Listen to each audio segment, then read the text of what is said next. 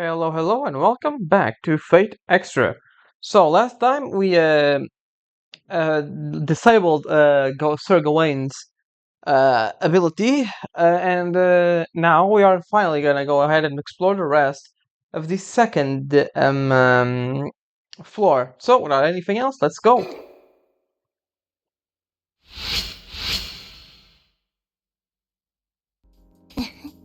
Hakano, I'm glad yesterday went well. Ronnie is waiting for me at her spot by the window. Her golden skin is radiant in the sun. Yesterday we struck a strong blow against Gawain, so it's possible to be positive about the finals.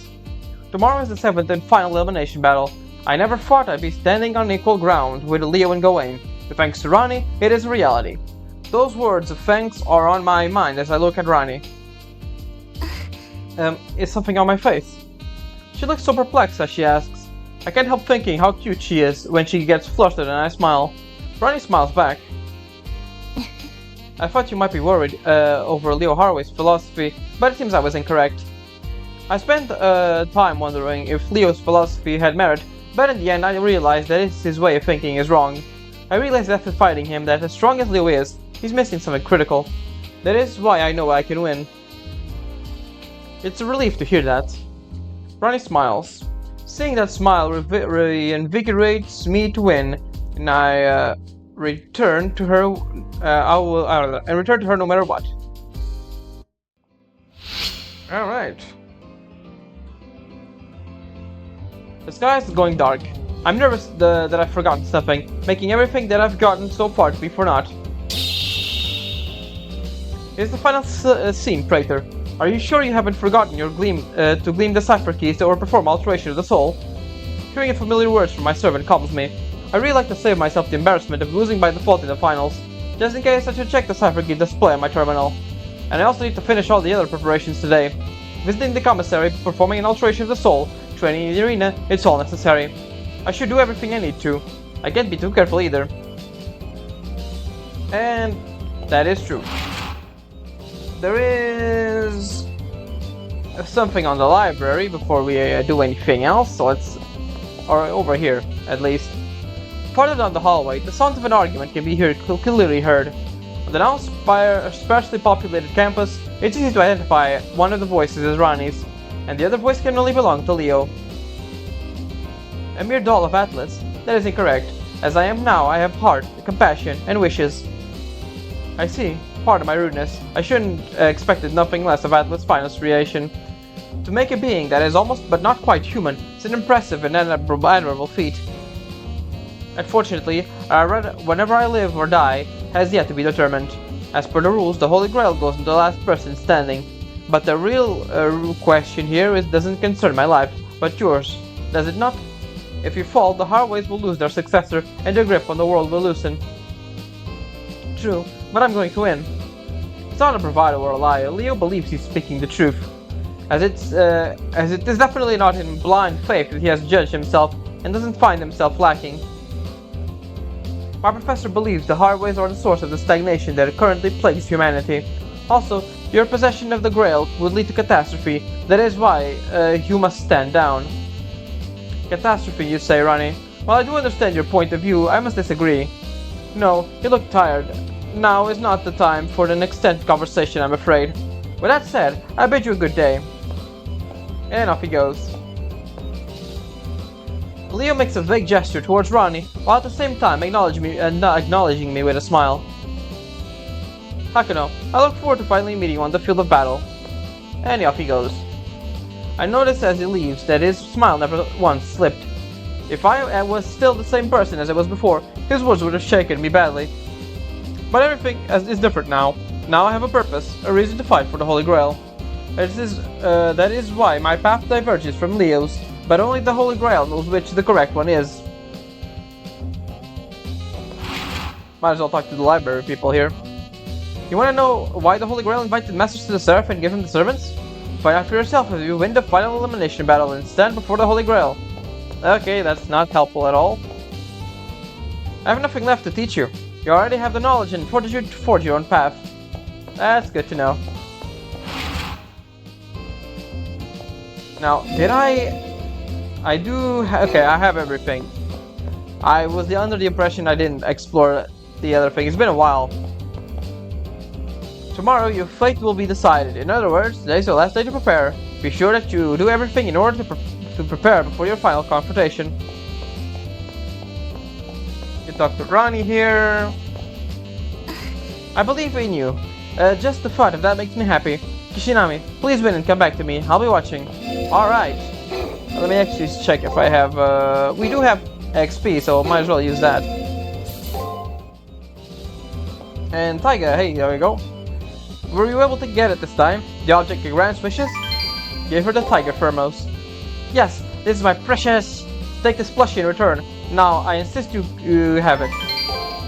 Alright, let's take a look at what it is. This is the last thing we get from Taiga, right at the end.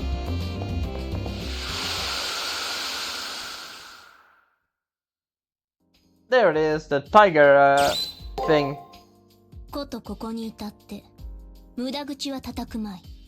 think I already got this one. Yep. Let's get out of here and go into the arena. There's nothing else to do at this point. I guess we could go to the commissary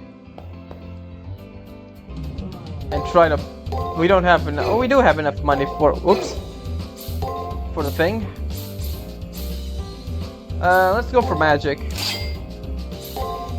Might be useful for later. I don't know if I'm gonna go ahead and farm for the other one. It's not. Defense is not very useful, I will say. It's much more useful to just regen your health. Let's go. We need to be level 35. We are level. What level are we in? I forgot to do an alteration to the soul. I'm 37. Alright, let's just keep going. I have that one equipped. Okay, nice. Just in case, I am gonna fight everything in my way, but I'm not gonna go out of my way to do the things, you know. Nothing else shows up here, so there's nothing, no event, no nothing. It's just a grind day. You can grind whenever you want. There's no rush or anything.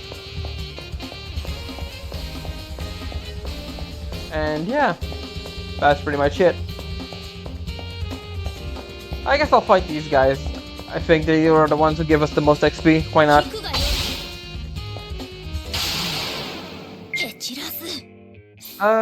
Let's just do this, then you can do this. Let's try it. Yep, that seems about right. Nice. We do quite a lot of damage now, almost 1,000 damage with our normal attacks. See? Pretty cool. Oh yeah, we're not gonna level up here, never mind. And I'm not gonna waste time farming. Yeah, we're good. We're pretty good. Alright, return to campus? Yes.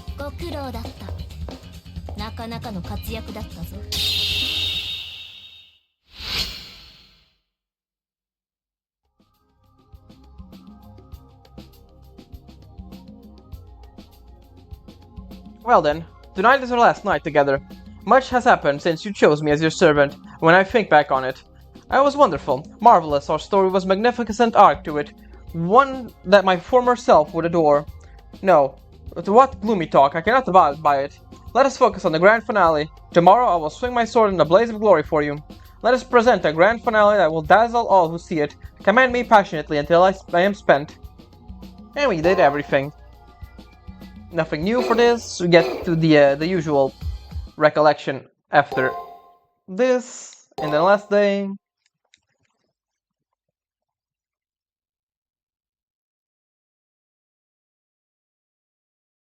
Right, forgot about that. Elimination battle. Hey, buddy. You're facing the final curtain, the final elimination battle. How do you feel, Master? My answer is obvious. Why even bother asking? I'm here because of accumulated victories and crushed dreams. Because at the cost of others, I can't even imagine failure. Leo or myself, the one whose wish the Holy Grail will grant will be chosen today. Ah, yes. There is a certain young master who entered this tournament and has grown significantly. At first, this master appeared to be sacrificial lamb, but instead fought on those wobbly legs. I may be an agent of the system, but your fight rouses my interest. In your case, is your case a happy accident or a genuine miracle in hundreds of thousands of years of masters? How perverse of this AI to be based on a clergyman. Now go, show me the true strength of your determination and desire. I'll wait on you on the first floor. Finish Father Kotomini departs. The elimination battle is here. I'm about to face the strongest opponent yet. I'll make some final preparations. That means getting outfitted at the commissary and sorting out the information in my room. That is true. Well, let's go on ahead and go out to our room to do that convo.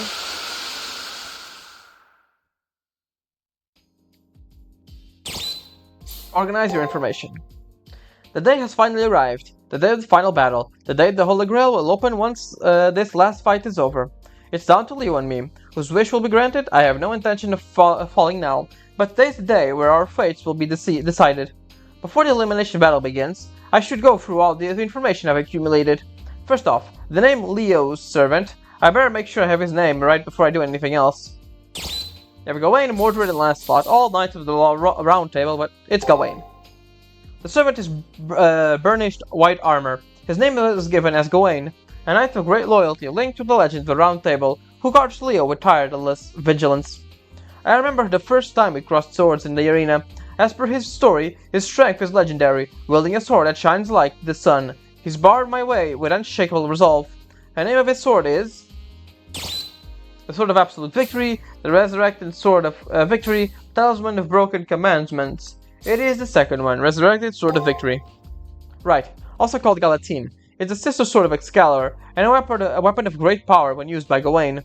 At first, there was no way we could meet the stroke of the sword, infused by the sun's heat. Now, the attribute that made Gawain one of the mightiest knights was his unique constitution. When the sun was on the sky, all his abilities were amplified to a significant degree. His noble phantasm alone made him immediately powerful, but with his attribute it was almost invincible. What was the name of his ability? Numeral of the Saint. Right, it was a numeral of the Saint, the ability that ties his powers to the sun, and the most powerful when the clock strikes noon. And we got the last matrix.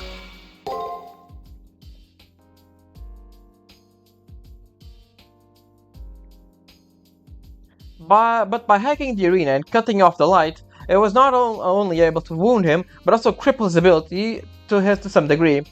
All that is to be done is to see how close Saber can get to Leo. I've made it all this way, just one more victory, and then I can get my wish granted by the Holy Grail. The answer that I have sought through this fight. Alright, can speak to Saber one last time. And it's the same thing, not really anything new. We can leave. Don't forget to go to the chapel. Have a little talk with her. You came for an alteration? Alright, it's the same dialogue. It's a bit of a shame we don't have a dialogue for the last battle. And let's go for defense. There we go. We are just a little bit more bulky. No, that's all, thank you. I guess we can take a look at the Matrix, see what we got. Character background. One of the major knights mentioned in the Arthurian legend, and often thought to be King Arthur's nephew. A knight said to be equal to Sir Lancelot, Gawain was frequently at odds with Lancelot due to his slaying of both Gawain's brothers. Although pure of heart and loyal beyond question, it was Gawain's all-consuming hatred that not only led to him being stripped of his knighthood, but also led to the downfall of King Arthur himself. Gawain was fatally wounded at the Battle of Camlan Hill after getting struck in an old wound caused by Lancelot. As he lay dying, he realized that it was his own lack of virtue that led to Sir Lancelot's betrayal and the defeat of his king. Up until his death, Sir Gawain was considered a paragon of knighthood, chivalrous, loyal, and gallant. Even as King Arthur became a legend, Gawain was content to stay in the background, doing his duty regardless of whether his efforts were acknowledged or not. In rewards for his gallantry and loyalty to Arthur, as well as his eventual forgiveness of Sir Lancelot, Gawain was resurrected as a heroic spirit, freed from the sins of his past, and he once again reclaim his role as Knight of the Sun. And that's all his background we can get. Let's go to the first floor. And without anything else, let's not forget to take this off and use... Where is it? Shook. There we go. There we go. These are perfect. I've been awaiting your arrival. Are you ready? If it is your wish, I will open the way to the Colosseum. Now please present the final cipher keys. Enter the Colosseum. Young master, you will have their wish granted. You or the scion of the Harvey family. I will be waiting for the one who successfully manages to reach the Holy Grail.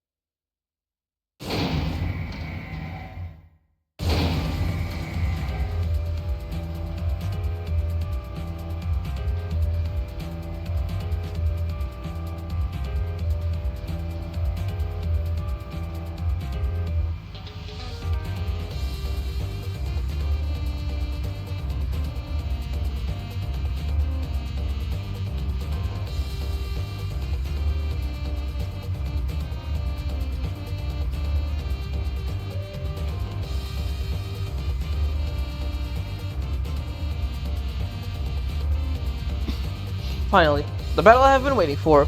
Are you moved by the gravitas of the moment as well? It doesn't matter. I couldn't wait. What do you think? What do you think? I hope you reciprocate my emotions. You stir up something inside me when we fight. It would please me if you were capable of feeling what I feel. Huh? Oh, excuse me. I can't contain my joy. You've gone through the metamorphosis in the prelims. You were a blank and unmistakable for an NPC. But now, you've transformed into a warrior, worthy of arresting my full attention.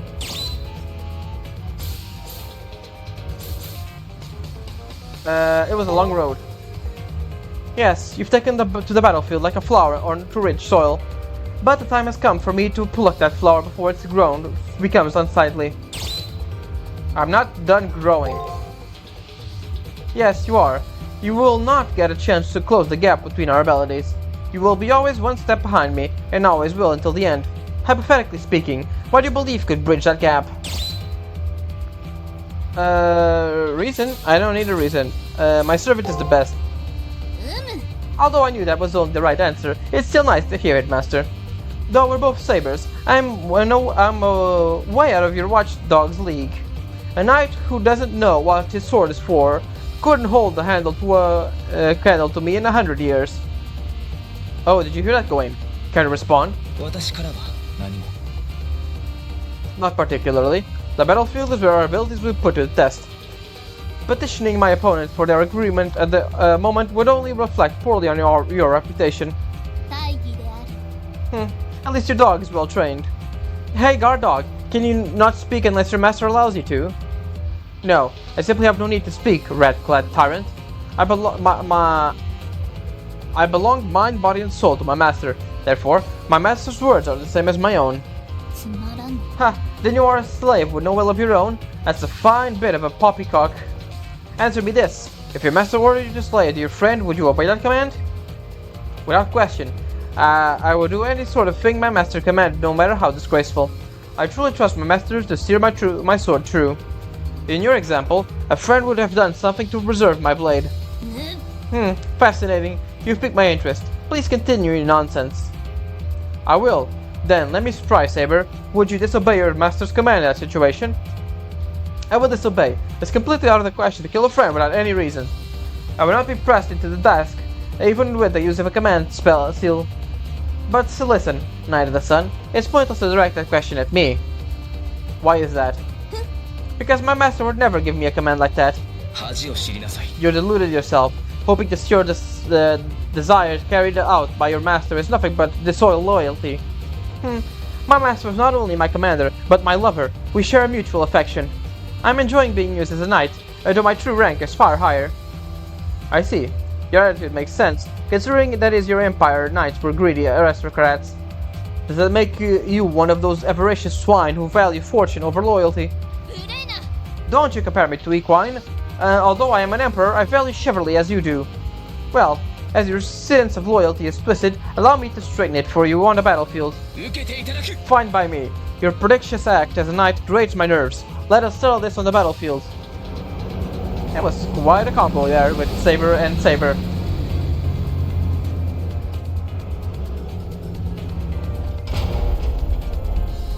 Alright, with a gnashing of metal, the elevator grinds to a halt.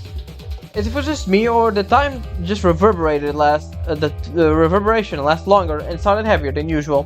In any case, this is it, on the final battlefield. It's time. I'm aware this is inappropriate considering the situation, but I have one last thing to say. Thank you for making it this far. Now, let's defend our ideology, 7th Master. Look at that, it's the Colosseum. Fitting, really. The moment has finally arrived, Hakuno. Although I'm afraid I'll miss you, I have to keep going. This is it, Gawain. Utilize your sword's full capability for me. I have awaited those words. My body will be your blade, and I will cut the path to the throne for you. Well, we're letting you win. We've been letting you win so far, but we will no longer pretend you are invincible, because the boy you called Master is far from being a true king. You two are too innocent to win. Are you saying I shouldn't be a king? You're mistaken, Saber. I'm already the king. So long as you think you are perfect, you will never realize your flaws, and you will never be complete. I pity you, hopeful heir, for you have never known defeat. Having never felt pain, your emotions are fragile and untested. If you were to suffer defeat, you would be devastated. Damn, Gawain. Shut your mouth, whore of Babylon. You have no right to slander my master. Such loyalty. This is well and good, but you are a fool. You see only the perfect king. Unless you also support his politics, you're nothing but a faithful dog. What are you saying? That's a knight's duty. A knight is the sword of his lord, and perishes with him at the end of his time. You can't be taking issue with that. I have devoted my being to my master. Any knight who would give less than that has impure motives. Be quiet. Bow your head to all the knights who have besmirched. Honorable as it may be to perish alongside your master, risking your life blindly is suicide. Knight of the Sun, your righteousness prevents you from correcting your master, a fatal mistake. Even if that's true, how could someone who identifies as a king understand any of this? That is where you are mistaken. I have always subjugated myself to beauty. Therefore, no matter who I serve, as long as I stay true to myself, I see nothing wrong. What? You called yourself a king, and yet you're willing to serve another? That is right. I can see you don't understand, so I will illustrate you with my blade. Rainbows shine because they are illuminated by the sun. A perfect king, faithful sword. Let us see your limits.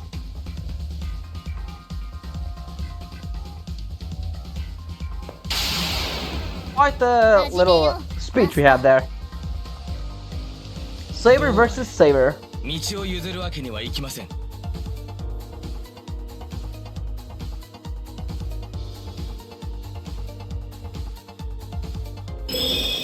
Alright.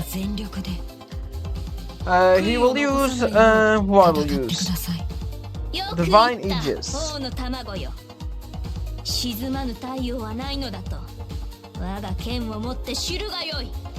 Alright, as always, I'm just gonna go ahead and do the usual. I'm actually gonna test something out.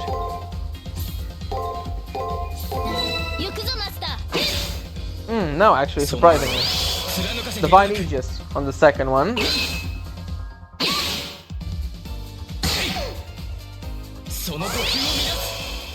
Siege Perilous. Alright. Huh, that was a surprisingly thing.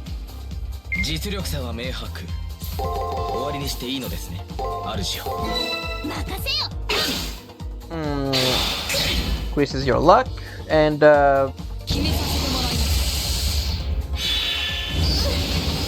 Okay, that's how it is. The Siege Perilous or Perilous Siege seals our skills when using guard, which can suck.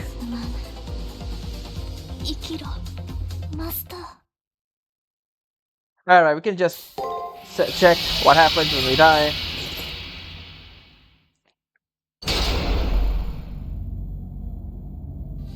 Since the moment my command skills vanished, I've been feeling my strength slipping away.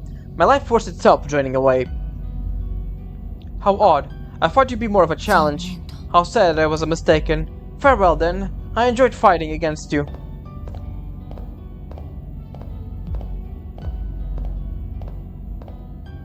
His voice is as hollow as the footsteps that follow, when the distant clacking of his boots is distant. He might have gone already. I can't raise my head to see anymore. Strength drains from my body, taking any sense with it. I know this. This is what losing feels like. This is what vanishing feels like. What's left of me is about to disappear, including this thought. And there we go.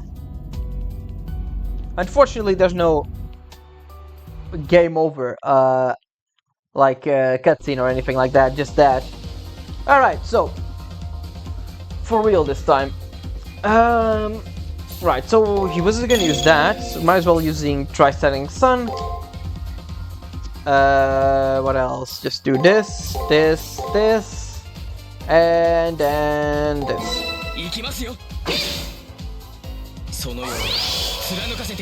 He's faster than us, so that is a bit of a problem, I will say. There we go. That's 2. Uses Perilous Siege, which is a bit of a pain in the ass move, I will say.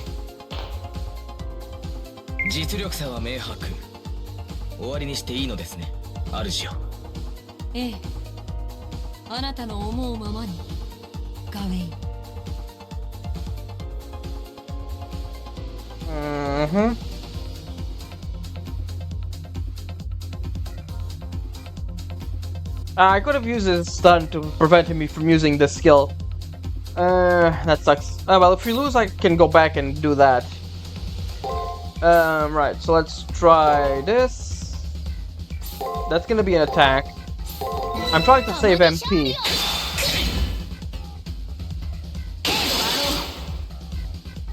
I think I'm...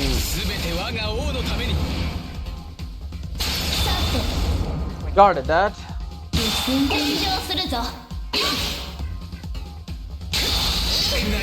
Yep, figured.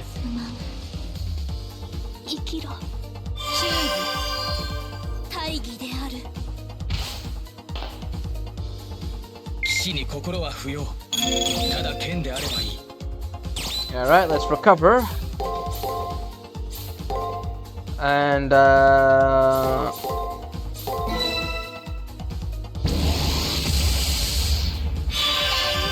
there we go. He has 37,000 HP, so it's quite a lot. Yep, latest voted.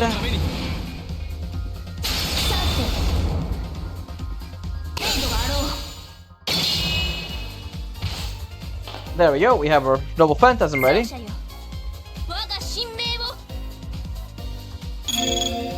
We will be doing that. Wait, actually, I want to recover still. Field third of the ranged. Fail, followed by Blossom of the Court, Blossom of the Court, Blossom of the Court. Guard. Oh wait, no, actually, let's use our. We can't because we are using recover. No, actually. Let's just use Fear of the ranged. I don't know if we die from this, but that's...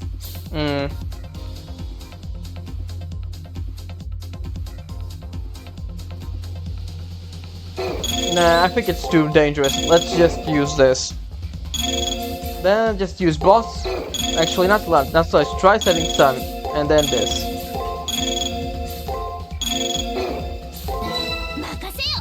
It's a bit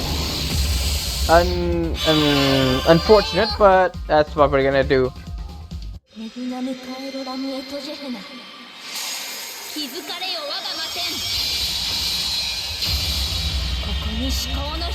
$2,000 damage, not bad, not bad.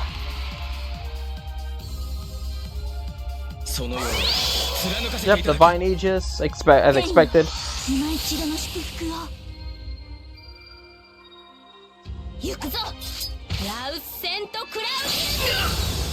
There we go.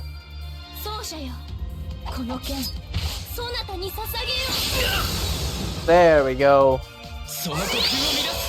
It's unfortunate we didn't get that much, but we still got quite a bit of damage on this. He's almost half. There we go. Then he has his Noble Phantasm. Now the question is, when does he use it? Let's see if I remember. Where is it? Gawain, where is it? Where is it? In my notes over here. Not that one. Okay, he uses his Noble Phantasm at the end. Figured. It's usual for these guys. Alright, I'm gonna go ahead and save just in case.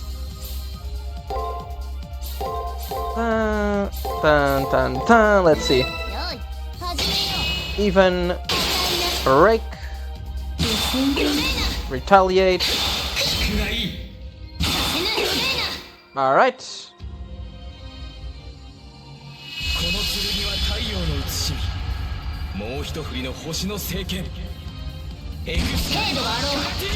We survived that.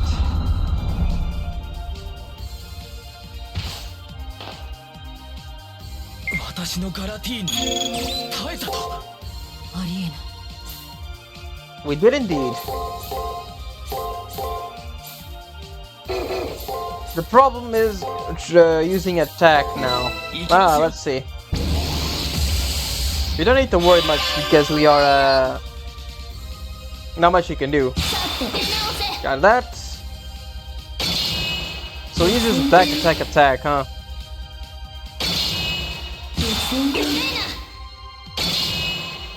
Kinda crazy, we did the same attack like multiple times.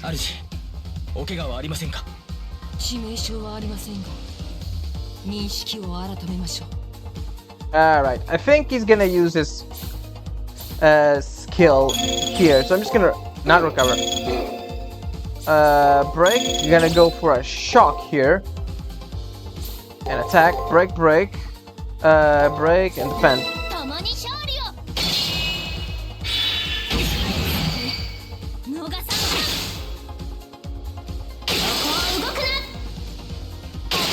There we go, and we got a triple attack. We should be close to 999 or something like that.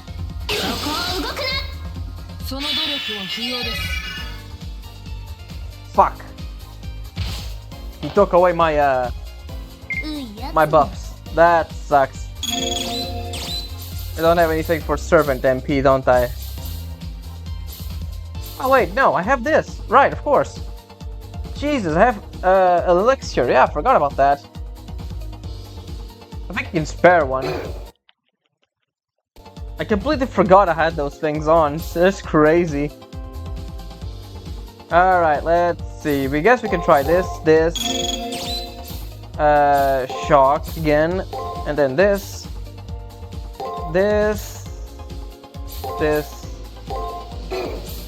Let's try it.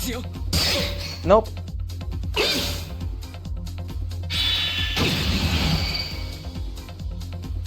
This bomb, huh? That did absolutely nothing, Leo. And it sucks that we didn't get, we weren't able to do that. Got one. Hopefully we got the last one. We got the last one. Poof, that was a close one. Alright, we are at 9. That sucks. He's gonna use his Noble Phantasm. Alright, he's gonna use his Noble Phantasm right now. And you know what? I think it's just time to use the elixir at this point. Thunderous applause. Thunderous applause. shock. Yeah, we can't. Okay. Yep, figured. Where is it? Elixir. There we go. Thunderous applause. Thunderous applause. Thunderous applause. Thunderous applause. Break and defense. Or actually, try setting sun and defense. I think we should have enough.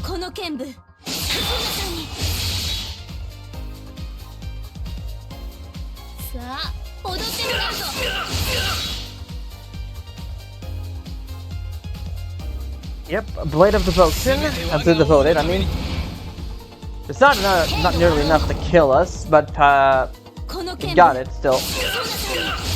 Okay, I think we got him if he doesn't defend anymore. We defended.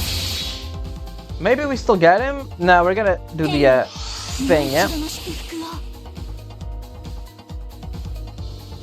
But we are very close.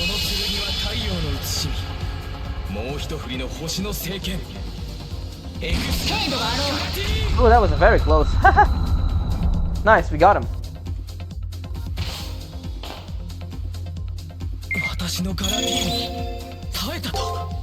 Indeed.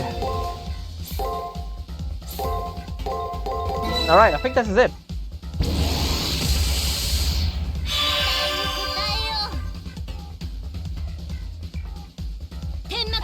12 petals, just barely does anything, really. Got 1, 2, Numeral of the Saint. Ah, there we go, that's the thing. But it's useless, you're done.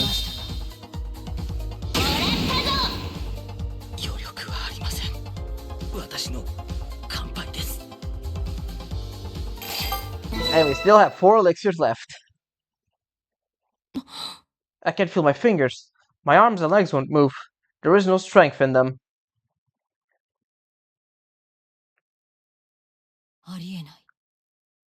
I don't understand. Even though my heart's been pierced through, it feels like the hole is filled. Astonished, Leo remains unmoving. This must be a truly unbelievable conclusion to him. While staring at his small hand, Leo's breath becomes thin and short. His heart will stop moving soon. He doesn't seem to be trying to escape from the pain, though.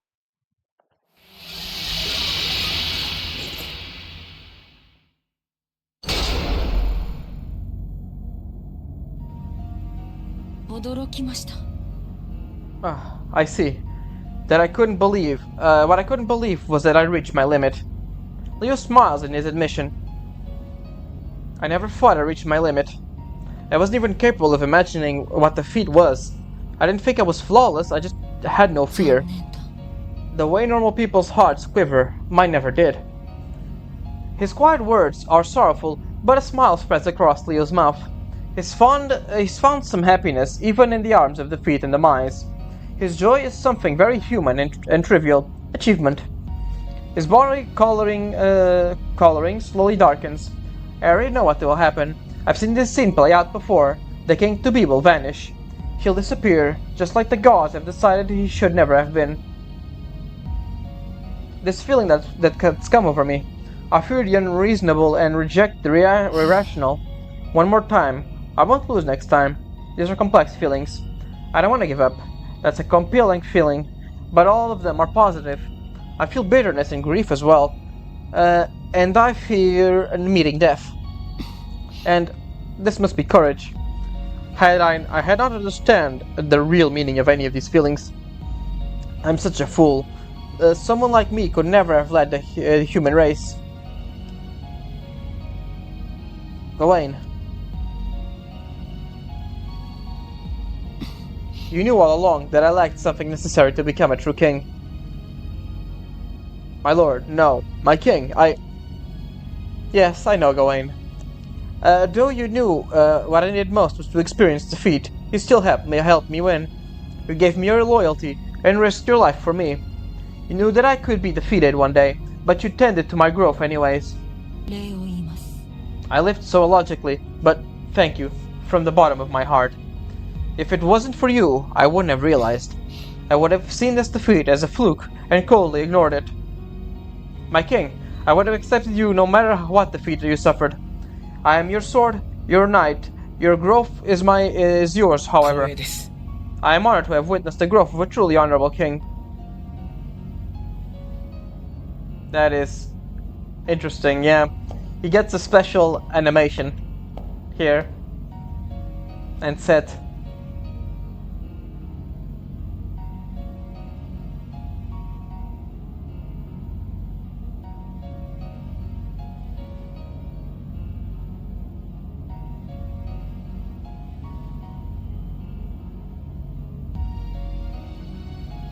I do wonder how they started that ritual of the sword or something like that.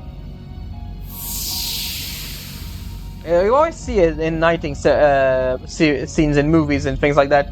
I never figure out who started it or how. With those words of praise, Gawain disappears. He makes no excuses and doesn't plead for his life. Of course he doesn't. He gave 100% for Leo. He had no reason to be ashamed. After watching Gawain flicker out, Leo turns my back. He's crying.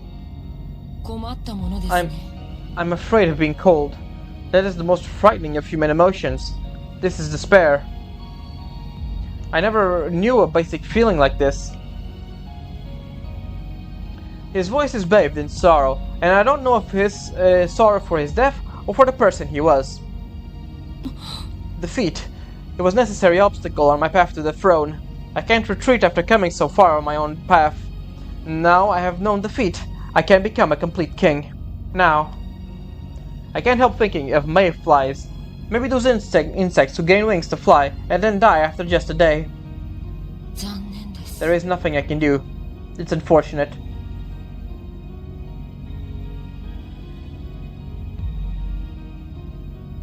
And off goes the young king.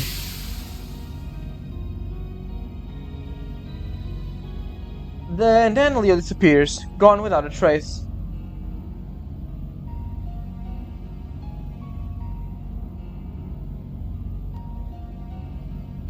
Welcome to the victor. I'm the only one left. An emptiness that I've never gotten used to wrenches my heart. That was the end, though. Everything is over now. It's really over. Isn't it? Dun dun dun. Yeah, it's not quite over yet. We'll see in a minute.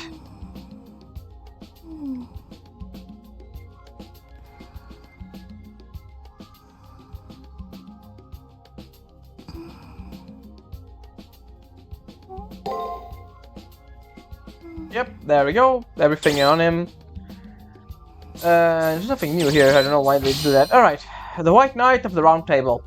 Widely considered to be equal of King Arthur by many of the wielders of the lesser-known Holy Sword Galatine, Sir Gawain was fiercely loyal to the king, or more accurately, the king's station. Unlike Sir Bedivere, a trusted friend of Arthur's who wished only that he would find peace and contentment, Gawain's only concern was that Arthur maintained the throne of Britain.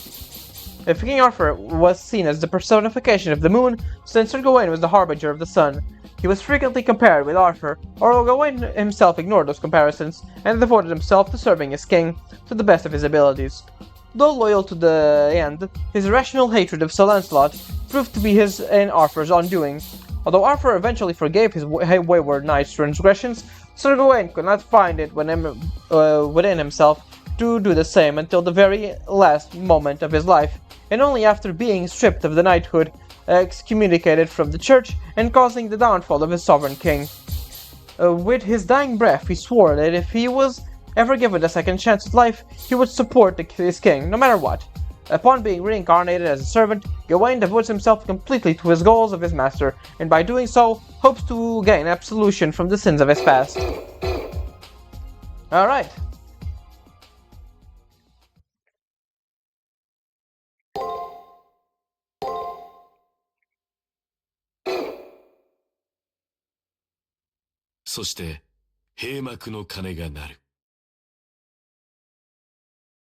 その目覚めは誰のものか。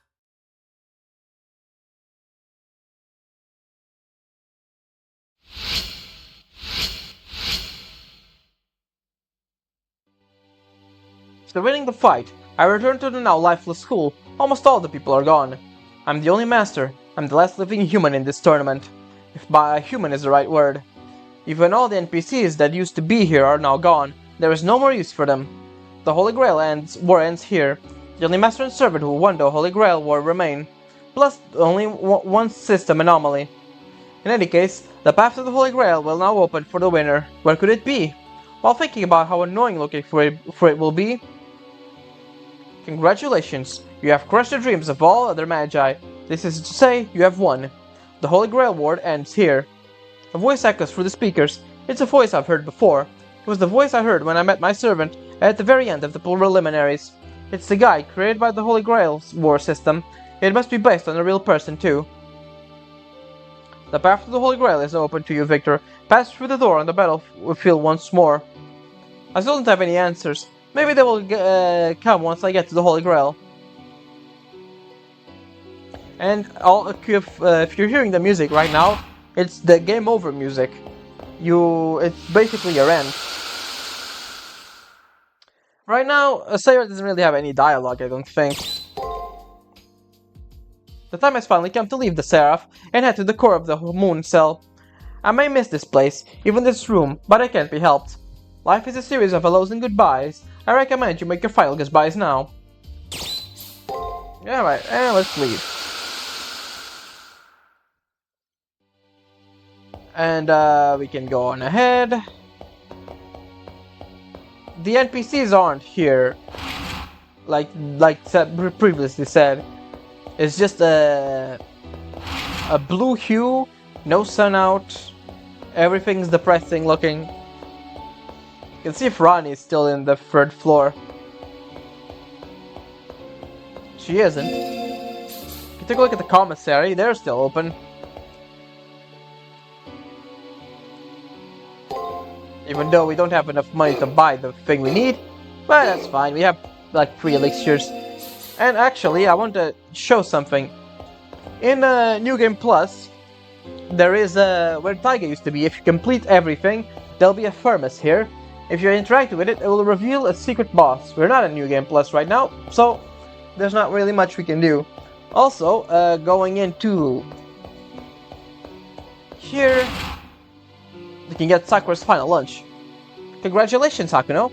I made this very happy for you. It made me very happy that you kept coming to see me through the Holy Grail War, even if I didn't have much of a presence in the game. Fourth wall break there. But if that's the role of the moon cell wished for me, it would be silly to complain. Hahaha. Alright. My parting gift will be a lunch. Huh? Please don't make that face. I haven't put anything strange into it. Alright. Then I wish you the best of luck. Sakura's Supreme Lunch. Not equip. Status. Not, damn it, it's items.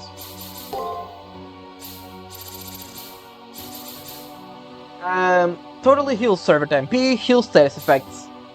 Yep, it's basically our a one-time use the thing we have, red something. It's very good, but you can only be used once, and you can't carry out items into New Game Plus, so might as well just use it here. Your fight's over, I see. So it's to be exchange of info, or aren't you a perceptive one? Nothing really new here. And she only says one thing. We can talk to Kotomine, I guess. Hey Rani, may I go with you? The fight is over, I see, thank goodness, for I no longer wish to part from you. Yes, the Holy Grail War is over. I don't see any more problems. Even I'm worried about Rani. When she's away, I don't object. Prepare a little bit more.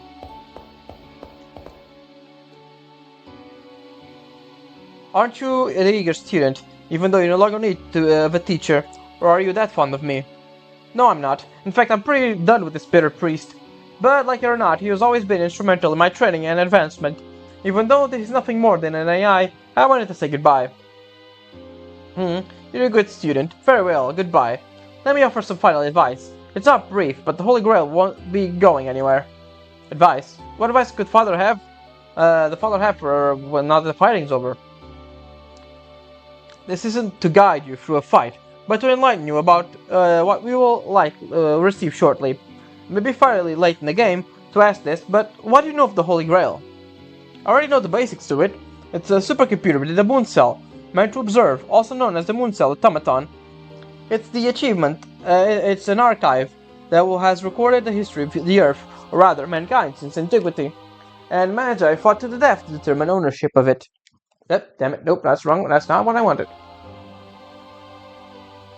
That's good for starters. Still, you need to know a few more details. As the last master, you ought to know. That crystal of the Moon Cell, only in the past century has it become called the Holy Grail. An all-purpose fishing machine. Who decided the Moon Cell we only observe, I wonder? Forcing other functions upon what is primarily an observation device is generally impossible there. But the all-seeing eye is lacking the rest of its head. Though all-seeing, the Moon Cell is not a god. It obeys the laws of physics like everything else. Such as the Heisenberg uncertainty principle. Phenomena that are not observed do not exist. But the same token, all things that are seen must be seen. Even things that are not generally considered to exist. The Moon Cell is a very complete database, and records many ifs as well. With such operation power, the Moon Cell can both elucidate the past and provide foresight.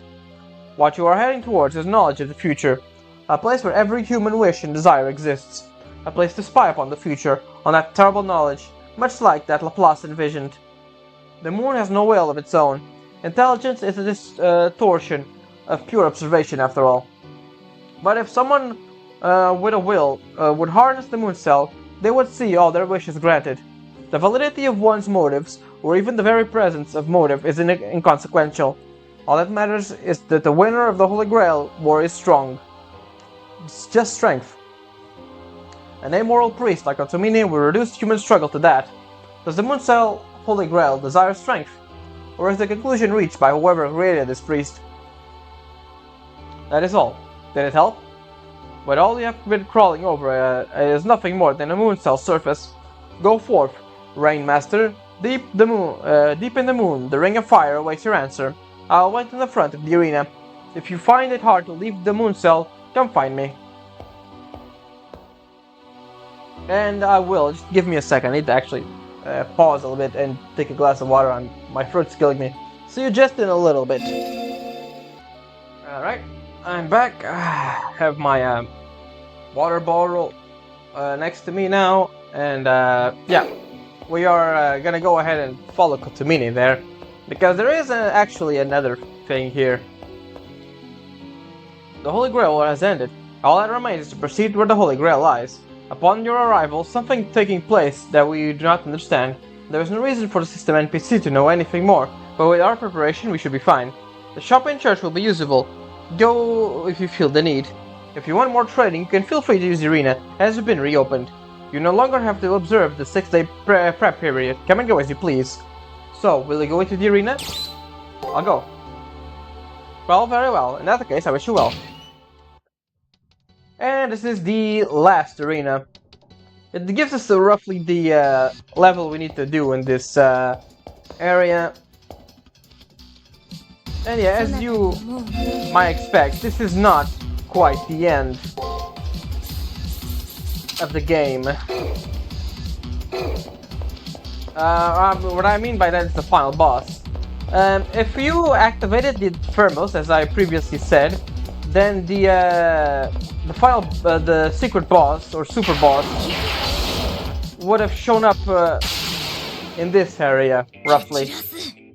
You can just start spamming shit, really. You can come and go as you please, so there's really no need to not to. There's no reason not to just spam this.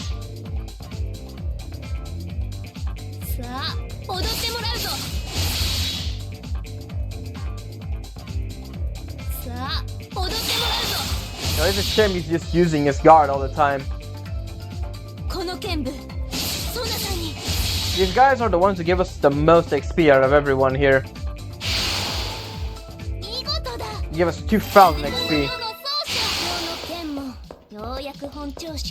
They just come and go. Stun them. Attack them. They die most likely.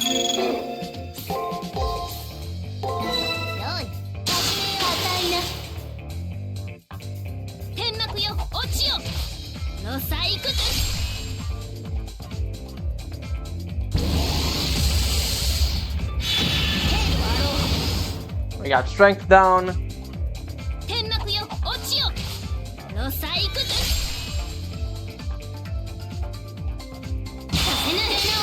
There we go. There we go. Can recover, and since I don't want to just redo everything, let's try this.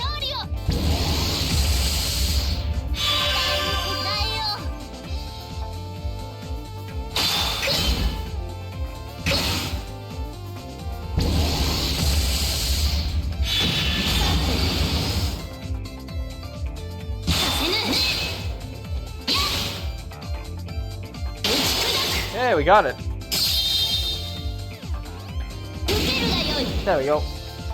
And yeah, that's just show off what you can see here. We're more than well prepared.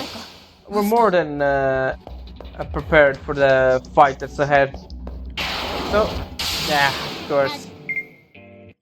Just gonna save in case. The problem is we don't have like a runaway button. We have to fight them when they find us.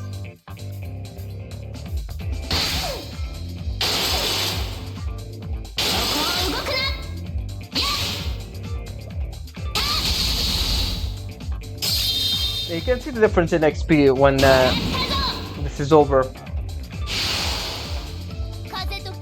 Yeah, it's laughable, right? Alright, that's pretty much it. Not really much else to see. There's those guys, and that's it. The final super boss is gonna be around here when we in New Game Plus when I come back in the next playthrough.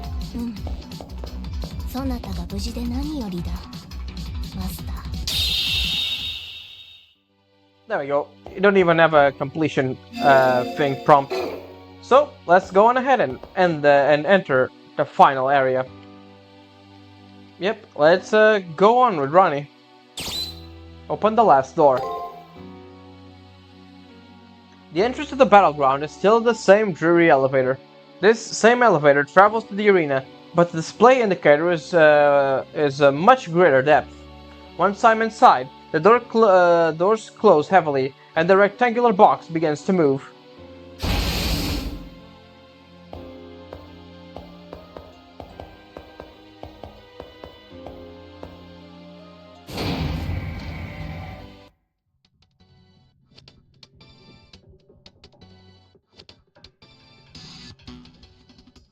And we got a nice little hallway. なかなかに得難い戦いの連続だったな。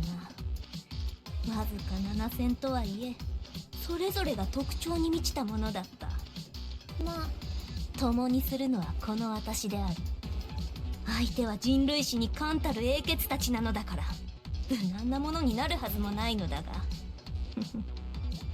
出会ったばかりの頃のそなたを思うと、つい方が緩む。あのひな鳥がよくここまで成長してくれた。世は自分のことばかりで人を導くことはついぞなかった。導いたつもりでもそれは誤った多くの人生を踏みにじるものだった。だからこそ今は嬉しい。そなたはもうどこに出しても恥じることのない立派なマスターだ。唯一しくじったと思うのは、そなたの欲のなさだな。そなたは聖杯にかける願いはないという。それは間違いだ。実現するかしないかは別として、願いあっての人間だ。世を見るがいい。英霊となった後もこうして人生を楽しんでいる。そしてだ、今の世の楽しみはそなたの笑顔を見ることだ。それくらい良い戦いだったのだ。人を愛するばかりで愛されたことがない私にとって実に得難い戦いだった。人に思われるというのは良いものだな。では参ろう、我が思い人よ。この先に何があろうとそなたには軽やかであってほしい。そのためなら私はいかなる攻めくにも耐えてみせよう。Alright, I was walking because there is actually a bit of a possibility of you interrupting Saber and reaching the end of the hallway if you keep sprinting, so I just kept walking. But yeah, this is kind of reminiscent of the beginning of the game. You can see on the upper part of the screen, that's the center of the moon cell. That's where we're going right now. And yeah, that whole spiel is different for each servant. Saber was saying we should live life more instead of just wanting to survive, which yeah, is pretty much her philosophy on life. And we're almost there. Just a bit more walking, and we're almost there.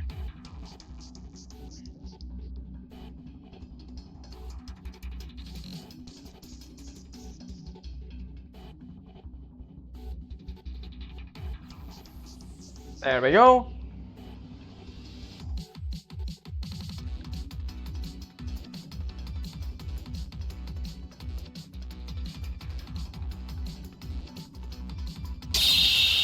Off to the moon cell core we go.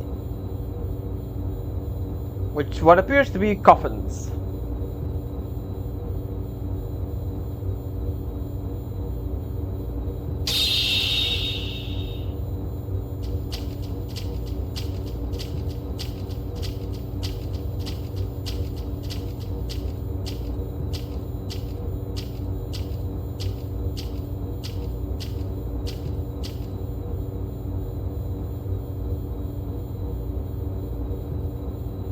It's an incredibly vast room. Actually, a space so cavernous could hardly be called a room. It's also strangely barren, save for the alien object that dominates the center of this space.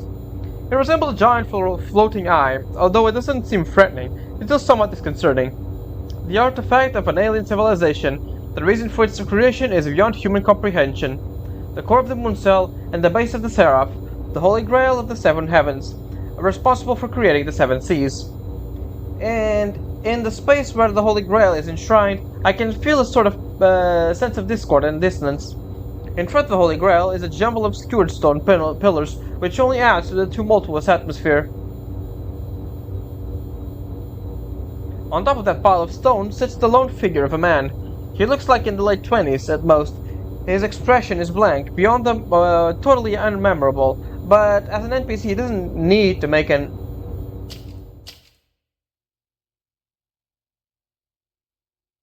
Yeah, 待っていたよ。おめでとう。君が聖杯戦争の勝者だ。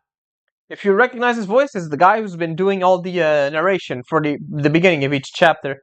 祝祭の一つでもあげたかったが、あいにく、ここにはそんな機能はなくてね。勝ち抜いた甲斐はないだろうが、私からの拍手だけで勘弁してくれ。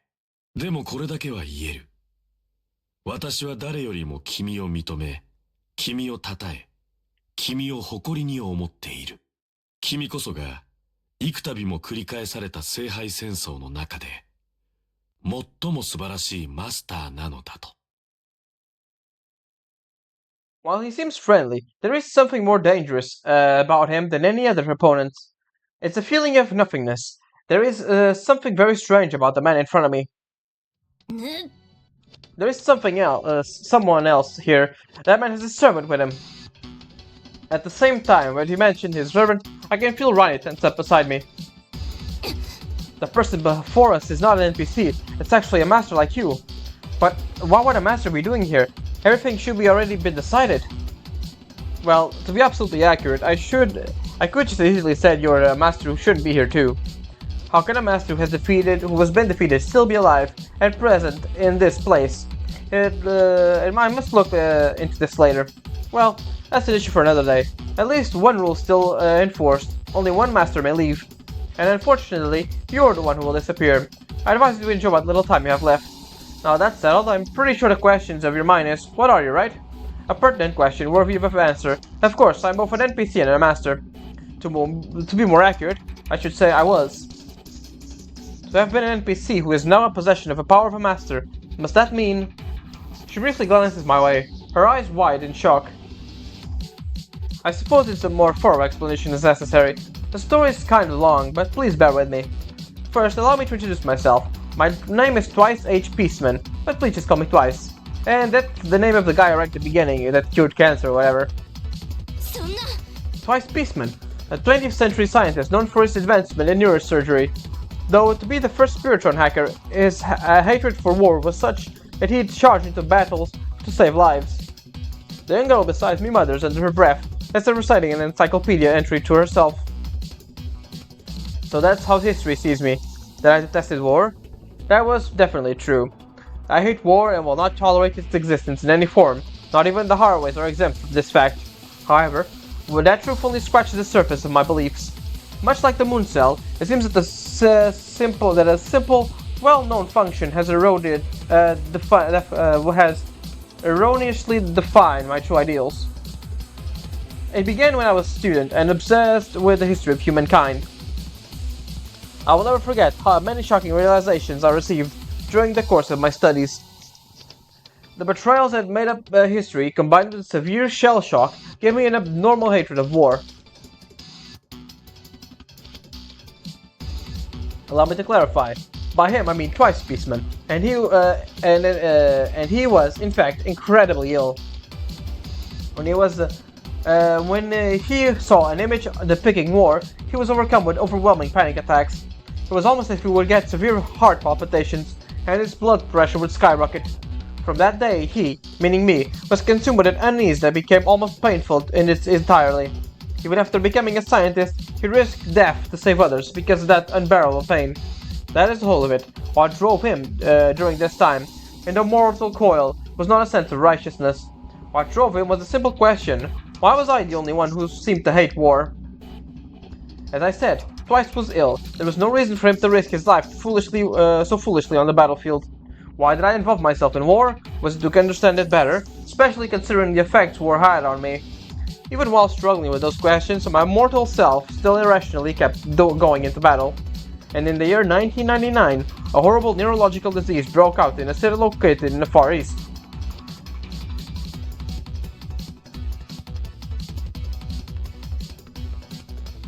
Based on the available evidence, the cause of the outbreak was a biological weapon created by terrorists. Twice was called to the city to treat the victim of the attack when he was caught in a major attack himself. According to records made available to the public, the death toll was at 5,000 people. The moon cell puts the real count as 8,200. As you can see, the government underreported the numbers at that. I can see the exhaustion on his face. He seems to think his story is no more than an amusing anecdote. Although, it's hard to tell if he's amused by the government's possible cunning or total incompetence.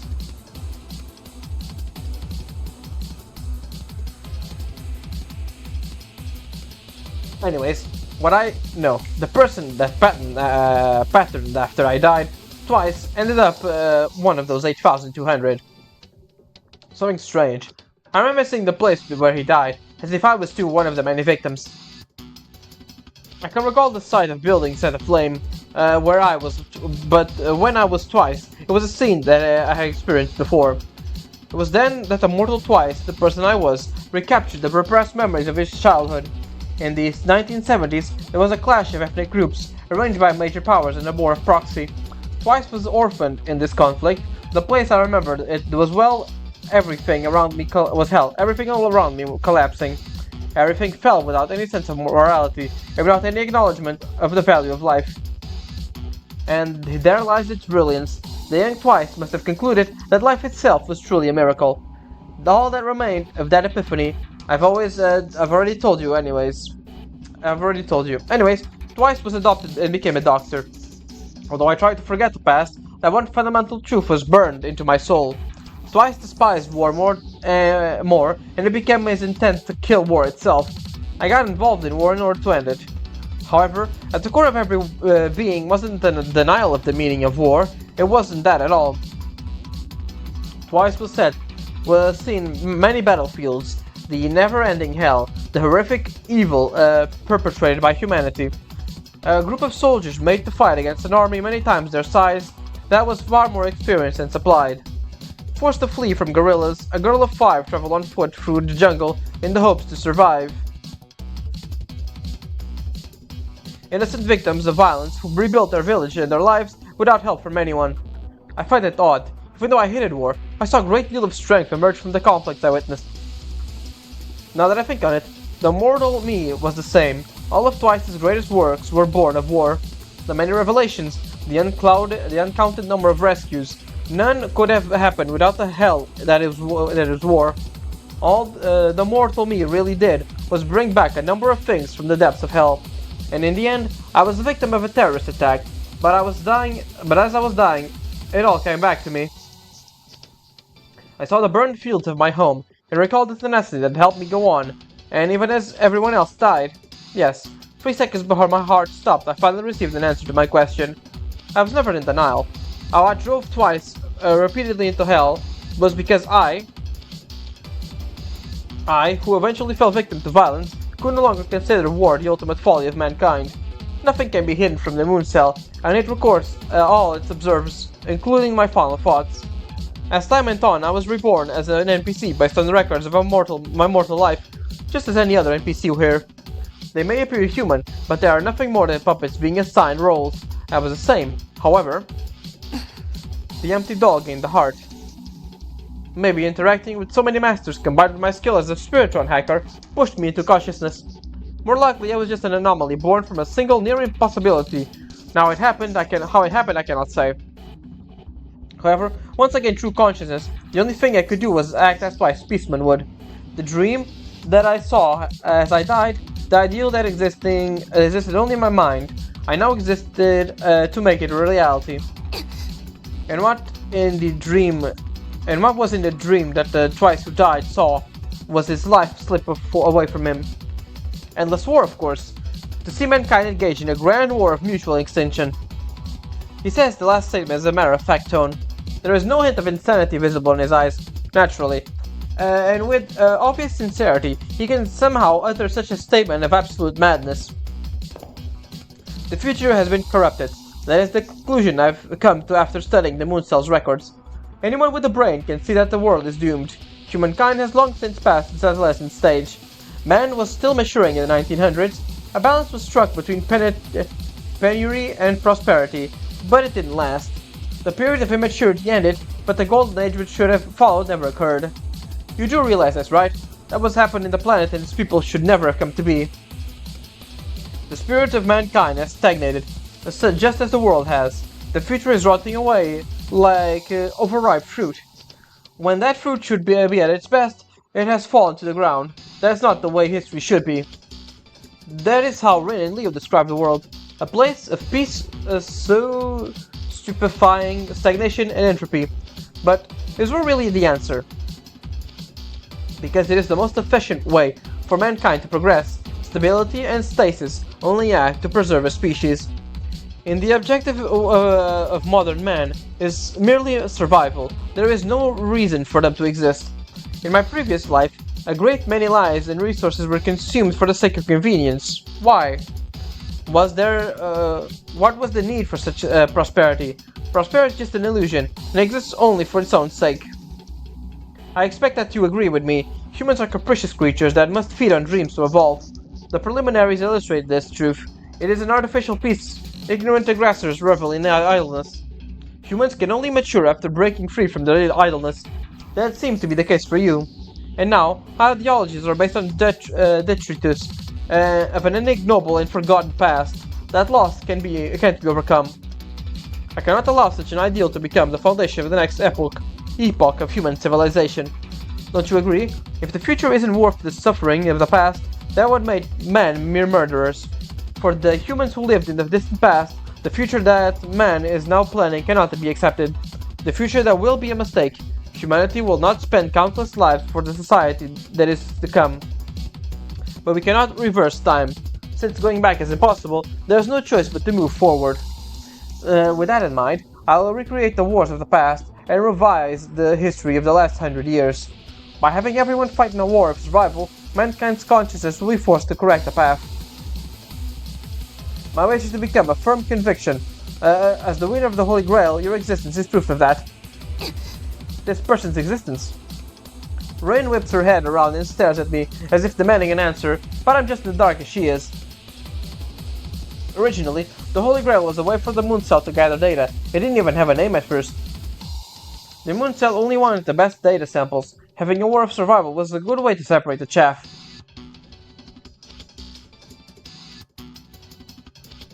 However, up until now, the Magi who came here made excuses for their actions, but still killed and then fled. Truly an atrocity, wouldn't you say? Until I won, this world was buried under a mountain of corpses.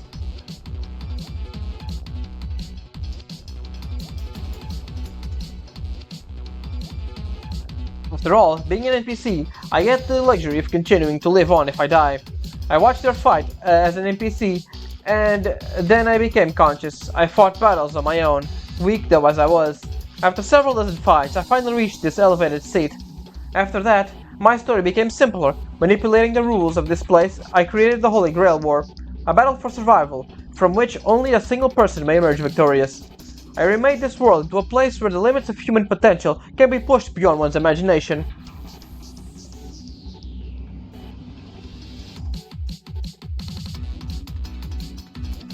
And then you appeared, the weakest master in the tournament. You managed to defeat the king of the world. You were totally unsuited for this ordeal in the beginning, just as I was. As a nameless figure drawn from the masses, you've become the one whose hand rests on the fate of the world.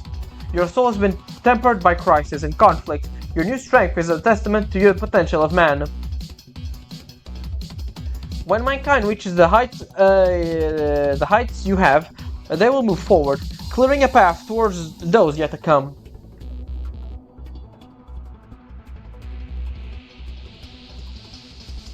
Now it's time for you to claim the Grail of your own. You've earned the right to show the world the true path.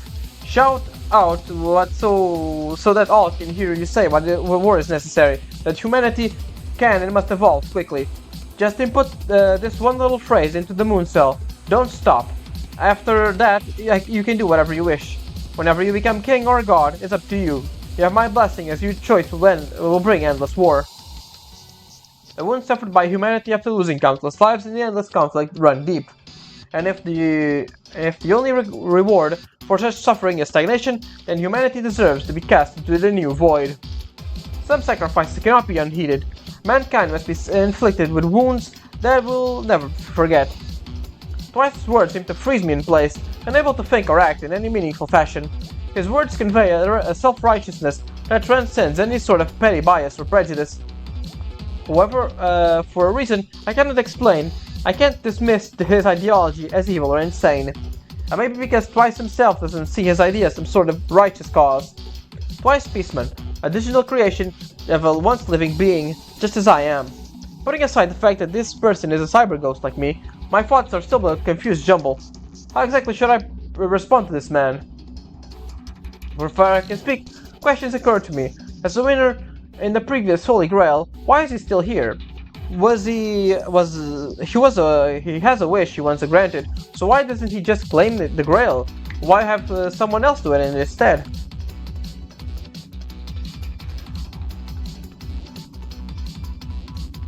Alright. An excellent question. The answer is that I can't. If I touch the Holy Grail, my wish would be rejected. According to the Moon Cell, my existence is considered nothing more than an irregular data stream. I can fool the low-level processes, but if I access the core, then I'll be seen as an NPC and immediately deleted. My victories would mean nothing. I need a legitimate master, someone who can make my wish a reality. Any irregular data would be deleted. That would mean... What emotion did her words express? Her mumbling sounded much like a dejected sigh. Ronnie stares at me, her eyes wide, open in shock and horror. Yep, we will be deleted too. That's why I've stopped here. I've been waiting for years at the gate to the core, waiting for the one I deem worthy. Upon reflection, I wasted a great deal of time. I was able to plant the seeds of war on Earth from here by manipulating and manufacturing information. But it was a case of too little, too late. Also, my methods were unreliable and too small of a scale. With full access to Moon Cell's records and my ability to divine the future, I'll bring about Armageddon. Of course, I don't intend for everyone to die. I simply wish to instigate a war that anyone can survive. You can see it through the gate. There lies the Moon core, an object made from the purest of photonic crystals. The result of a simulation of Earth's future run by the Moon Cell are stored as light within the core. The one who reaches the core has the right to choose the course of the future for infinite possibilities.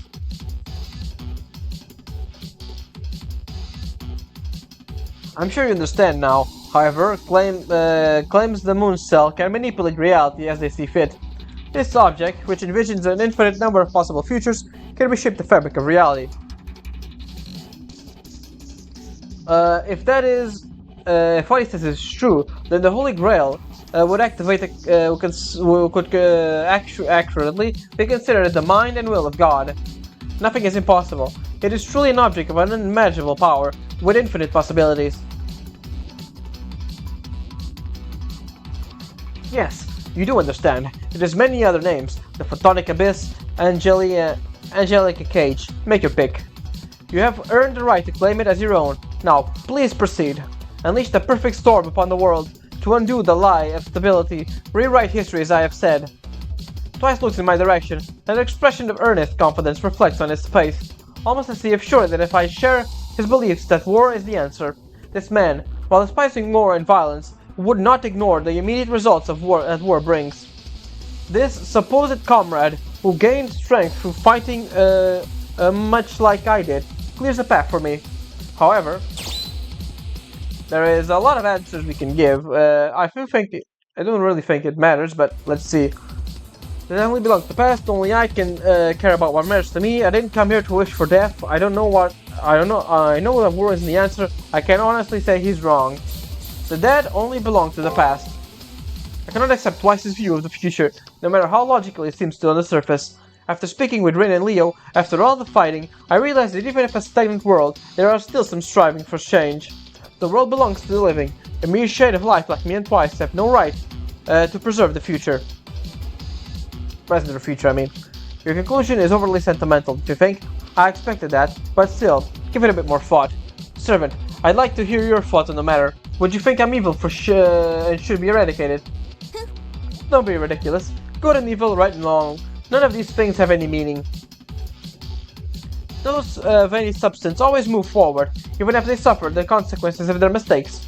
Splitting their blood of others, even as they shed their own, they prove their worth through their deeds. That is the way humanity has always been, and will always be. It is another stupidity to think that beauty only comes from a delusional sense of righteousness. Saber speaks to Twice in a noble, indifferent, slightly superior tone, but a slight edge starts creeping in. Good and evil are one and the same. It just depends on which side you stand. Your ideals mean nothing to me. But I have one question I wish to ask of you. You claim to have been here for a long time. There must have been others who have come before us. What happened to all the previous winners? Good question. Now that I think about it, there should be some sign of those who came before me. They are incapable of seeing my point of view, or more accurately, they didn't see any value in my dream. Twice looks meaningfully at the pillars in the surrounding area. His answer couldn't be any more clearer. The pillars gathered together are the gravestones. I see. You were the victors, not with the garland, but with poisoned chalice. That fact alone is enough to make you an enemy of mine. Saber draws a sword. Like her, I can't excuse his actions, even if it means becoming another stone pillar. I don't understand. Unlike any other human, you are the embodiment of everything I believe in. That might seem to be the case, but even if we walk the same path, our feelings may be completely opposite. I must have died in the same incident that took twice. However, I learned a different lesson in my death. Sadly for you, you cannot escape. Only a single master can leave the moon cell once they've made it here. Once the participants have been reduced to one, permission is granted to leave the Seraph. This is one thing I cannot change. The moon cell has made its rule a fundamental requirement for entry. In other words, there is still you and me. As long as both of us exist, neither can escape this place. There is no path open to you but the one that leads to the Holy Grail.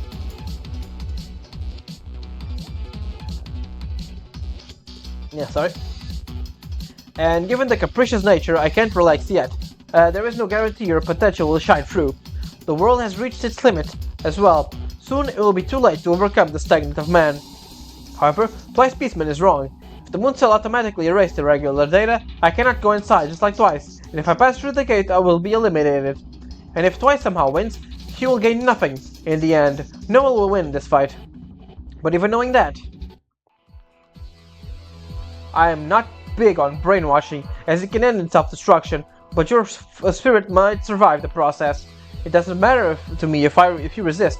If you want your wish to come true, you'll have to defeat me anyways. And such is destiny. At the end of things, this is the conclusion we arrive at. Now then, it's time to bring this chapter of the Holy Grail War to a close. To the victor go the spoils. That is the way of humanity. Something that will never change. 生死のかかった戦いでこそ人は精神を成長させうる。人類にとって私は悪である。だが生命とは天輪するもの。善を生かすために子に救いをもたらすために私はこの力を授かった。見るがいい、ボンピャクのサーバントよ。ムーンセルがその蔵書から私に与えた救いの姿を。来たれ旧世の英霊。この世でただ一人生の苦しみより下脱した怪盗者よ。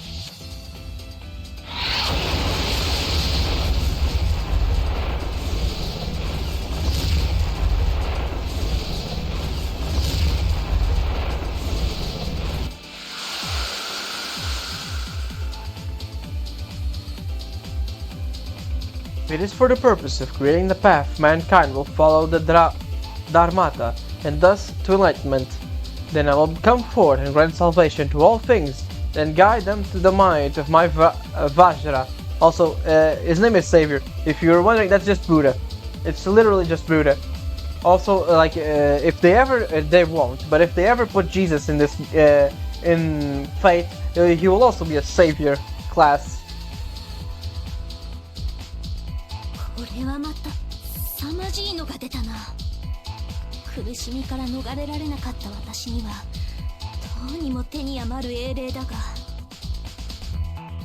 ああ、大事はない。世にはそなたがいる。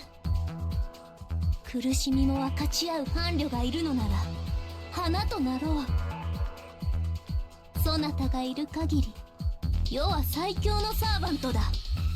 いかな格者とはいえ遅れは取らん。そして奏者よ、そなたもあの男に勝るものだと示す時だ。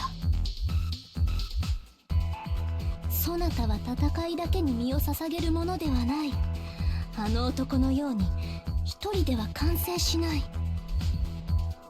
手を取り合わねば立ち行かぬ弱さこそがそなたの強さなのだと私は思う。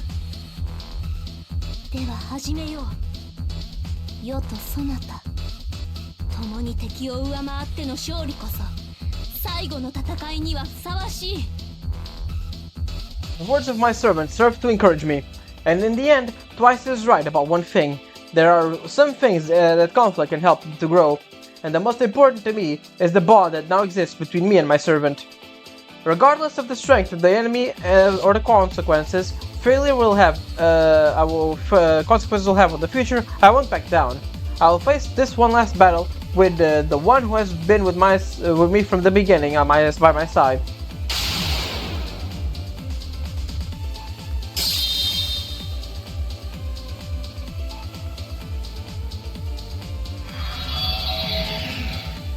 やや客受けが悪そうだな。この戦いをもって私の聖杯戦争は完結する。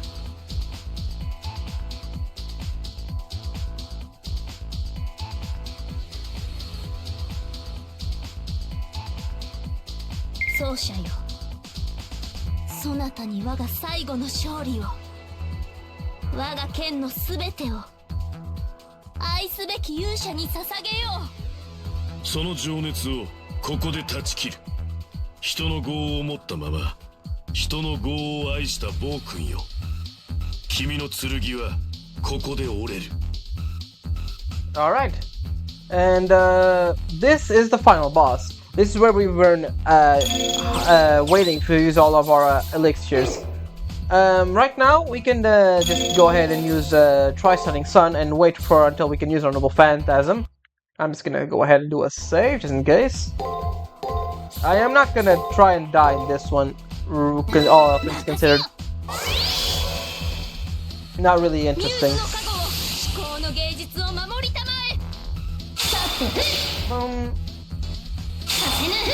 He gains HP with attacks, so there's that. There we go, we got a nice crit on that. You can give her this, just to top off a little bit. He is gonna do mostly attacks, I'm pretty sure.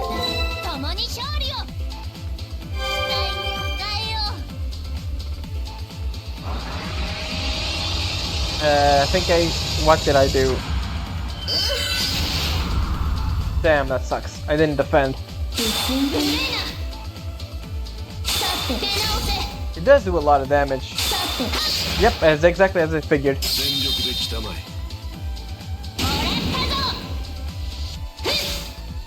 Also, if you wait until his 14 turns, he'll do a... Yep, there we go. He will do an insta-kill attack in turn 14, so there's that, don't worry. Wait. No, yeah, no, it's better defend. Alright, let's see.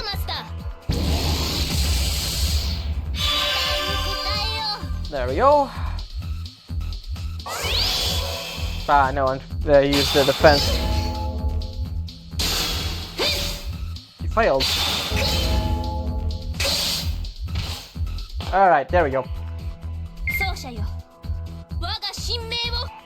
Of course he does the damn thing. Alright, let's go for Theater of the Deranged, followed by Blossom of the Court, followed by Blossom of the Court.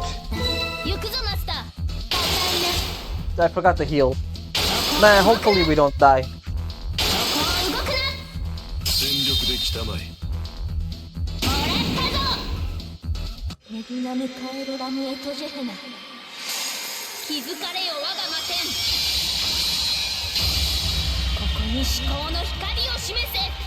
Did a lot of damage, that's awesome.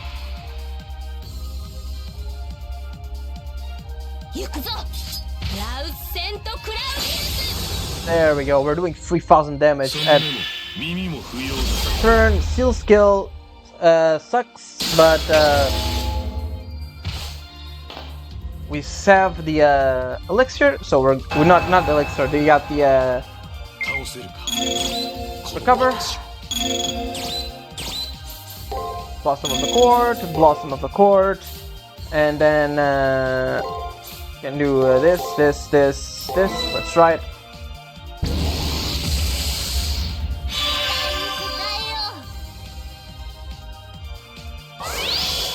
Awesome, he doesn't do anything on this one. Home, 3000. We survived that, although a little bit, barely. Yep, we survived that, no problem.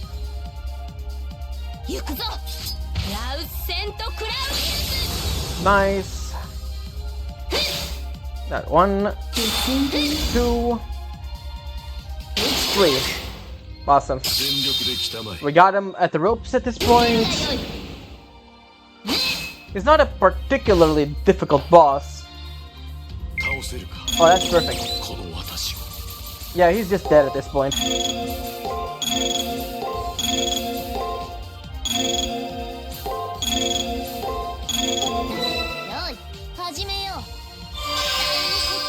There we go. Easy peasy. この剣そなたに捧げよ行くぞ Your items don't carry over, so don't bother guarding your items for New Game Plus. Just use them all. そなたに捧げよ There we go. You have 14 turns. Don't spend too much time waiting around. I can hear the sounds of battle, and I thought I've been defeated many times. I'm still painful all the same. But I have no regrets. Just as life is an endless cycle, war will too endure. You are proof of that.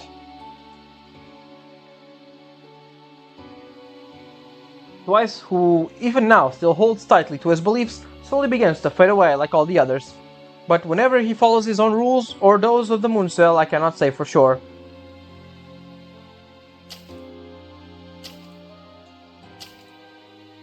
Now, go and touch the Holy Grail. You'll come to understand many things once you do. While tonic-consuming lives, thriving without a purpose, our future blossoms like a flower by the roadside. Whenever that turns out to be the right or wrong, I would live like for you to see and judge with your own eyes, if we were both truly righteous or not.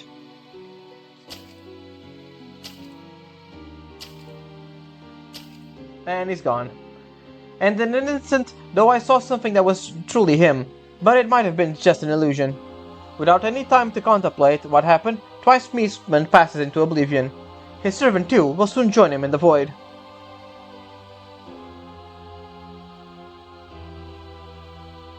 Without exception, all life will perish. All living things are trapped in a cycle of suffering and death. The one who sought enlightenment brought through strength and perseverance still has an untainted soul. But there is more than one path. Just as good and evil have value, the beauty of the world will endure. A king of blood-drenched battle in Nirvana, let us witness the end of the world, for there lies your salvation. And he disappears in a different way than all the others, except Arkowitz. He just leaves.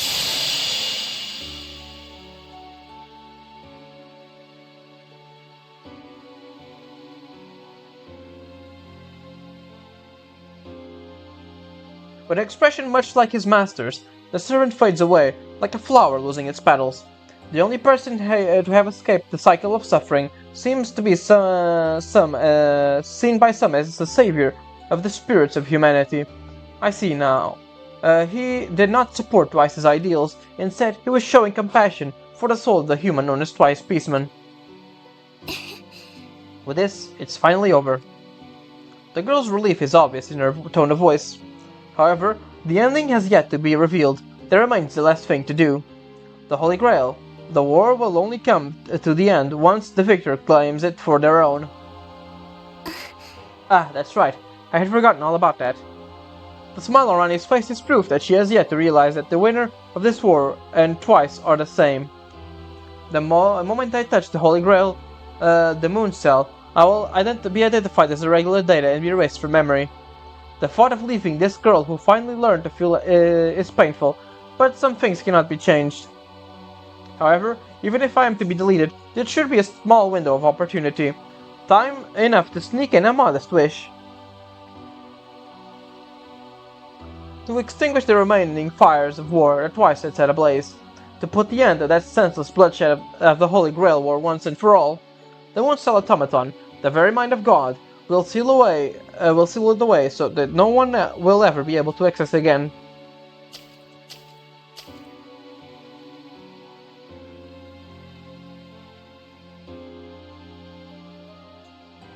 I was able also to return her, the last true survivor, safely to her mortal existence. A number of wishes raced through my mind, but I won't have the time to ask for all of them. I can only ask for the most important of my desires. but any wish I make will be influenced by the experiences I have fighting this war. I make my way to the Holy Grail, the object that is both bane and boon to one fortunate enough to survive.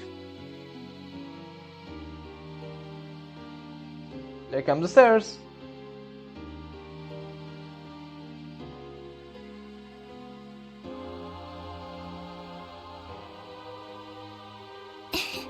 As a fallen master, I cannot go with you, but I will wait here for your return. Please come back quickly. That gentle expression on her face puts my worries at ease, as no soulless doll is capable of a smile that was so alive. Even if I don't return, she can live the rest of her life as a real person, capable of human emotions. With that, I move on towards the gate without further hesitation and without looking back.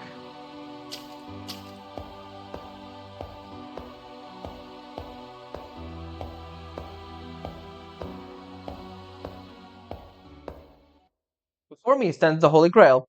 I slowly extend my hand and place it on the core of the moon cell.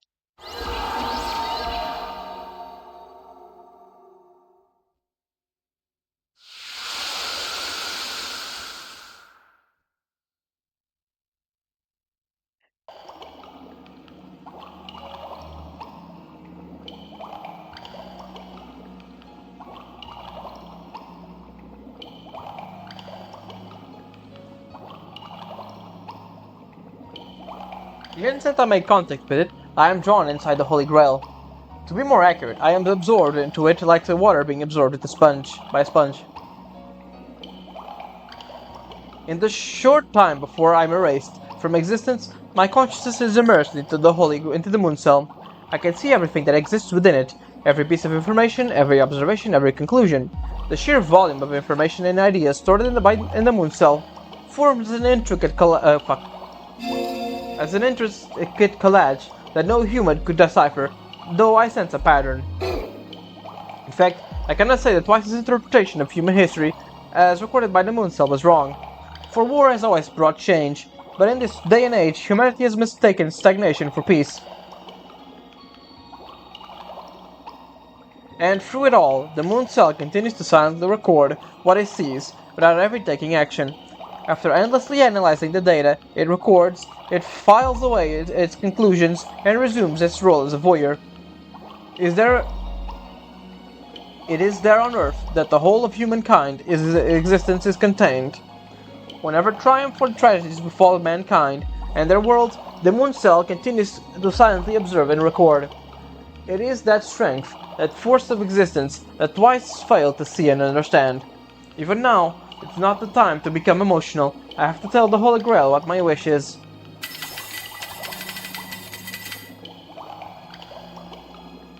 Input complete. I was able to enter my wish without a single mistake, I think. Now, all there is for me to do is wait for the end of my tenuous existence to come. However, oddly, the time of my death doesn't seem to be coming anytime soon. Being one with the moon cell, I share its unique view of time, where infinity can be contained in a single second.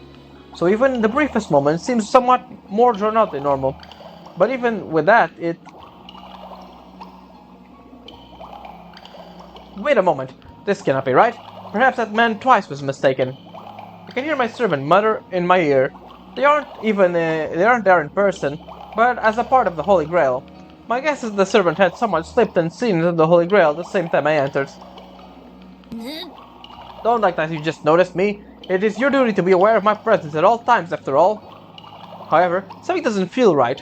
With the war over, there's no reason for her to follow me here. This is your final duty as a master, correct? Then it's only natural that I am present at this time. Especially since it seems as if this is a time where you are in need of my strength. So that's what she's doing. With the additional presence, the time the moon cell needs to finish the elimination process is increased. As is her way, she has come to aid her worthless master one final time.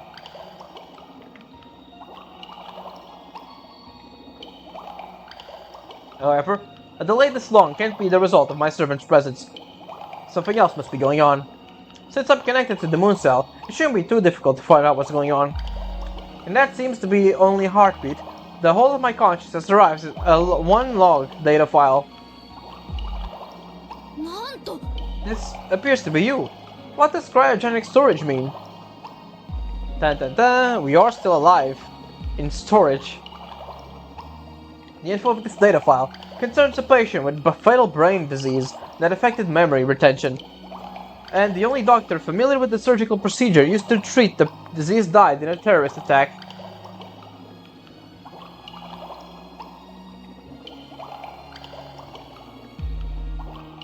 Technically, I'm still alive.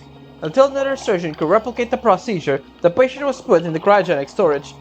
If there is a living human that shares my exact identity, then I may be more than random bits of data. That must be the reason I'm still around. The moon cell needs more time to analyze this new information. But I'm sure the girl didn't come here as a wizard. I'm just a copy of the person trapped in an endless dream. Whenever the case, my fate's almost assured. I'm sure that my time here is fast coming to an end. However, there remains enough time to send out one final message.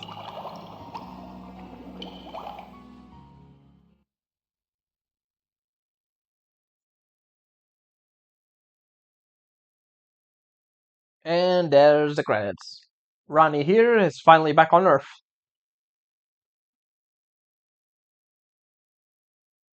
Her computer is very fancy. I quite like the design, even if it's barely visible.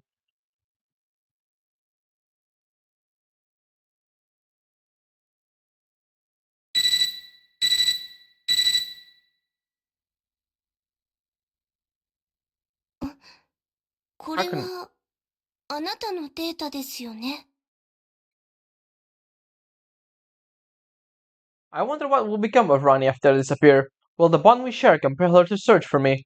The girl currently frozen in an endless dream has never met Ronnie, but I'm sure they'll become friends. Even if it turns out she no longer needs me, that'll be okay as well.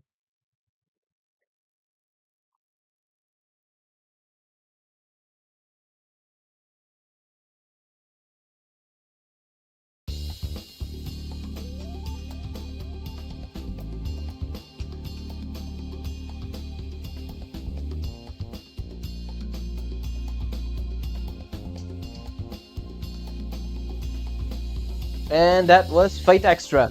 A rather flawed game, with a bit of a frustrating combat system, but it has a fun story. I quite like it. It would have been better if most of these servants weren't spoiled by Fate Grand Order or other appearances in other media, but it's still fun to pretend you don't know who they are and try to decipher who they are by the clues the game gives us. Yeah, it's an interesting game, I will say. Fate, the sequel slash spin-off CCC has a bit of an improvement over the gameplay, but it's still pretty much the same. That's why I'm kind of excited for the remake. It has a better gameplay, and hopefully they tune a little bit of the story, so it doesn't just become the same. I do hope they give new characters and things like that. So yeah, that was Fate Extra, at least Saber. I'll see you all next time when it comes to the Archer version, the Archer route. So I'll see you in a little bit.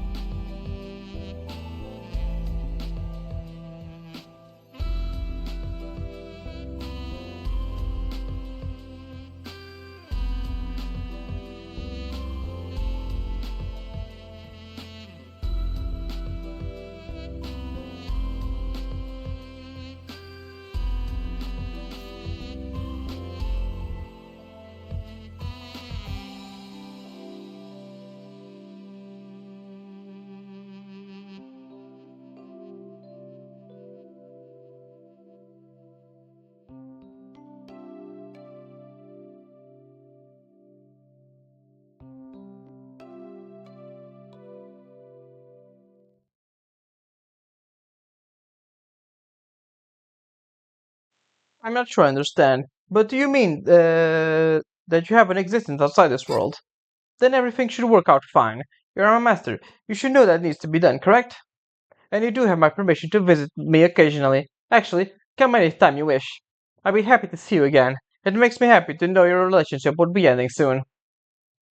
It sounds like it would entail an incredible amount of effort, though. I sympathize with her for having such a burden, though it's someone else's problem. It's my responsibility. The dissolution of my current self was begun. Outside of the Holy Grail, Ronnie's voice once begins to fade away. All that makes me is all that all as what makes me is compressed into the smallest unit of illicit data. I turn on my slumbering self. When she wakes up, her memory will be a blank page, with no friends or family to help guide her. I wonder how that strange new world will appear to her. Nothing about the past will have any meaning. What am I saying? If that's the only thing to be lost, then I'll be okay. Though I miss those who I've met along the way, the world will be there. As long as the path before me remains, I will continue to walk it. There are no grades given for goals and wishes, no matter how small they may seem to others. As long as I keep moving forward, they'll eventually come to fruition. As it is the desire for that wish to become a reality, that will keep you until the end. I have no worries. There will always be those who strive to change the world, those I care about. I will be able to live with them, and eventually move forward into the future with them. I can't believe how promising and hopeful the future sounds. I can't wait for it to arrive.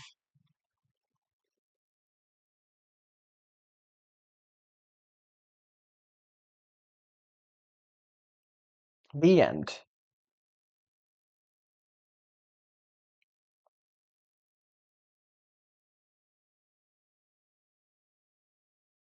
And you can save your progress with a clear data, and will be carried over. Yeah, let's just save the game again, and that's that.